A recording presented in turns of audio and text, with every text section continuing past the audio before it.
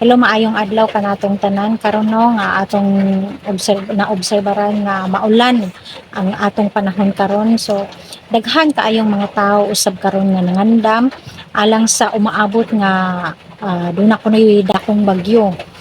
Apan atong hinumduman kanunay mga igsoon nga mas labing mahinungdanon ang pag-andam sa pakigsugat kang Ginoong Hesukristo sa umaabot nga panahon mga igsoon sa iyang pagbalik dinhi sa kalibutan. Diha sa Amos kapitulo 4 bersikulo 12.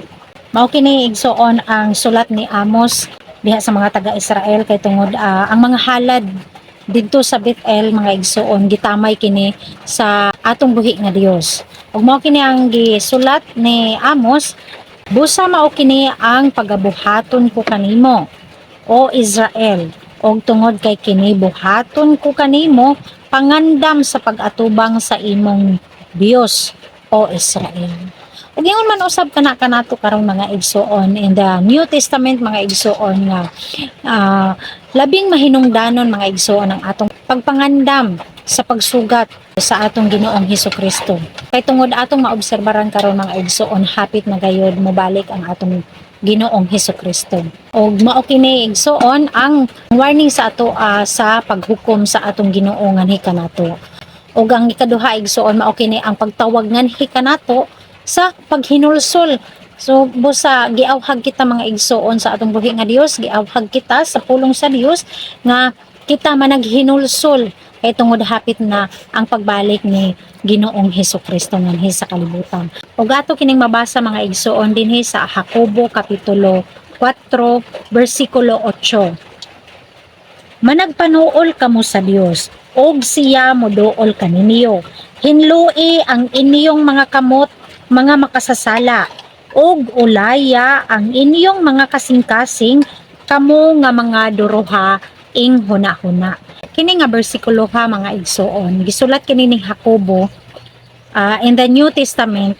Mao kini ang pamaagi sa pagsukol diha sa pagguyod sa mga kailibgon. Busagi ingon dinhi managpanuol kamo sa Dios, nga giawhag kita igsoon nga dumuol kita sa Dios. Kinahanglan kita mobalik muduol sa atong buhi nga Dios, og siya muduol kanato.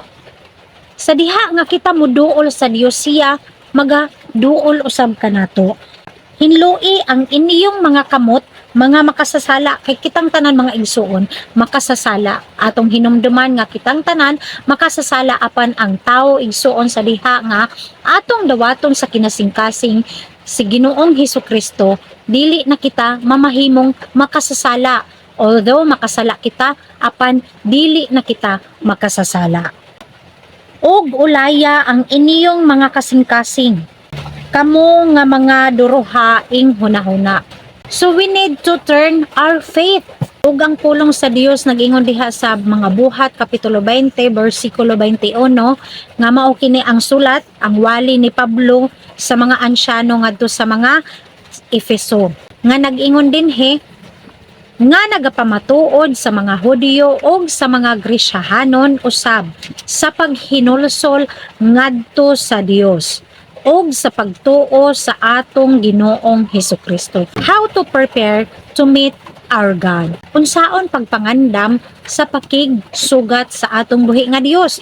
Una, turn our faith to God. So balik kita sa atong pagtuo ngadto sa atong Ginoong Hesukristo, nga nag-ingon dinhi nga nagapamatuod sa mga Hudyo. Dili lamang sa mga Hudyo mga igsoon, kundi sa mga Grisyahanon usab sa paghinulsol ngadto sa Dios. So walay gipili ang paghinulsol igsoon. Grisyahanon ba? Hudyo ba? Walay gipili igsoon. Kitang tanan nga katawhan sa Dios, giawhag kita sa paghinulsol ngadto sa Dios ug sa pagtuo sa atong Ginoong Hesukristo. Ug ang ikaduha niini mga igsoon, mao kini ang paghinulsol. Una, atong ibalik ang atong pagtuo, ug ang ikaduha, maghinulsol kita. Maghinulsol kita sa atong mga sala, ug diha atong makaplagan igsoon ang kapasayloan sa atong buhi nga Dios. Ug atong mabasa mga igsoon diha sa ikaduhang Kronikas kapitulo 7 bersikulo 14 nga nag-ingon diha, kung ang akong katawhan nga gihinganlan sa akong ngalan magmapainobsanon sa ilang kaugalingon og magampo og mangita sa akong naong og mutalikod gikan sa ilang mga daotang dalan, nan ako magapatalinghog gikan sa langit ug magapasaylo sa ilang sala ug magaayo sa ilang yuta. Amen. So pagkaanindot sa pulong sa Dios mga igsoon no, nga nag-ingon diha nga kung ang katawhan sa Dios nga gihinganlan sa iyang ngalan magmapainobsanon sa ilang kaugalingon. So kinahanglan di ay igsoon nga anaa kitay pagpa mapainobsanon sa atong kaugalingon. Dili lamang sa pagkamapainobsanon igsoon, kundili sa pagampo o sa pagpangita sa naong sa atong buhi nga Dios. Kining og mangita sa akong naong. Kini nga words mga igsoon, dili kini ingon nga material jud nga kumbaga pangitaon jud nga kinahanglan pahikapon kay ang Dios igsoon espiritu. So dili nato siya makita apan atong mabati ang iyang presensya sa atong kinabuhi. Dili ni ingon nga sama sa gibuhat sa uban nga maghikap-hikap pa nga kuno mao pa na ang Ginoo. Dili igsoon kay tungod ang Dios espiritu igsoon.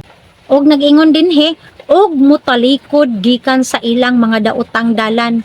So dili lamang sa pagkamapainobsanon, pagampo, sa pagpangita, dili lamang ni ana kundi sa pagtalikod sa daotan nga dalan. Unsa man kining daotan nga dalan igsoon? Kana bang gikinabuhi, daotan nga gikinabuhi sa tawo nga anaa sa nagpabilin sa pagpakasala. Mao kana ang giingon nga og motalikod gikan sa ilang mga daotang dalan. Kay tungod si Ginoong Hesukristo lamang mga igsoon mao ang dalan, ang kamatuoran ug ang kinabuhi.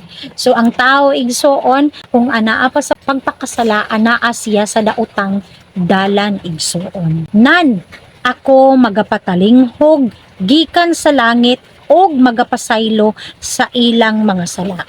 Sa diha nga ang tao nga magahinulsol igsoon ug magabiya sa iyang daotan nga dalan, ang Dios matinud-anon sa pagpasaylo sa atong mga sala. Dili lamang igsoon sa atong paglitok nga Lord pasaylo ako. Dili lamang ni ana igsoon kundili atong biyaan ang atong pagpakasala igsoon. Atong biyaan ang pagpakasala. Atong maobserbaran karon mga igsoon nga adunay umaabot nga bagyo. Ang mga tao karon nangandam sa mga alang sa pagkaon, nagtigom og pagkaon, apan atong hinumduman mga igsoon nga kita mangandam sa pagsugat sa atong buhi nga Dios.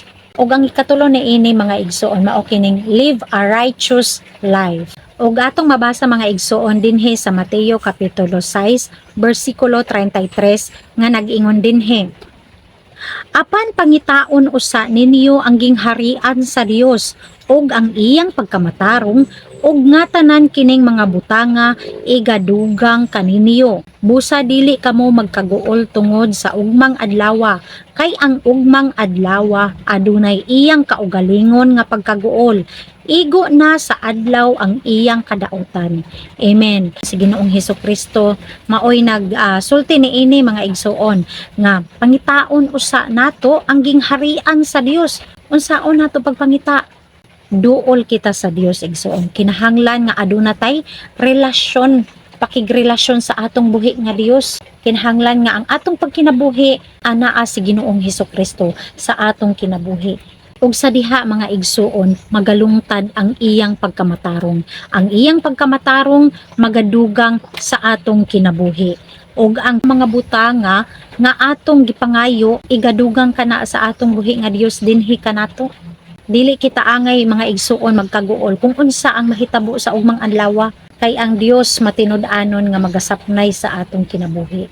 Ug ang ikaupat na ini mga igsuon sa pagpangandam sa pakigsugat sa atong buhi nga Dios mao kining pray to God. So una mao kining turn our faith to God. Ikaduha mao kining repentance. Ikatulo, live a righteous life. Ikaupat, mao kining pray to God. So mahinungdanon kaayo mga igsuon nga kita managampo or managkahiusa sa pagampo. Although naatay mga pagampo sa atong kaugalingon, sa atong personal life, apan importante usab igsuon nga ang mga Kristohanon managkahiusa sa pagampo. Unity, kinahanglan ang panagkahiusa igsuon. Pinaagi sa panagampo, sa panaghiusa, sa pagampo, usa ka na igsuon nga maayong buhat, nga espirituhanon, langit nun. Labi na gayud igsuon nga atong na obserbaran karon nga hapit na mobalik ang atong buhi nga Dios. Nagakahaduol na ang panahon igsuon. Atong makita karon no nga ang mga nahasulat sa Biblia nagakahitabo na usab. Og dalaygon ng Dios, matinud-anon ang Dios mga igsuon nga maoy magasapnay sa atong kinabuhi, magpanalipod sa atong kinabuhi nga kung unsa pa man ang atong masinatian dinhi sa kalibutan mga igsuon, atong isalig ug atong itugyan ang tanan ngadto sa atong buhi nga Dios. Dalaygon ang Dios. God bless kaninyong tanan.